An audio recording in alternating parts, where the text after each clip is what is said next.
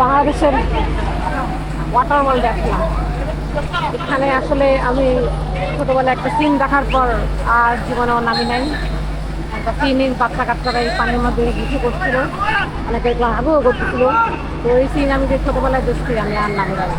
এখানেও আসলে যে অবস্থা, আমি নামবো না, বাকিরা সবাই মনে হয় নামতে গেছে, রাইডে উঠতে গেছে। তো আমি এখানে একটু বসে রয়েছি আর একটু টাইম পাস করছি।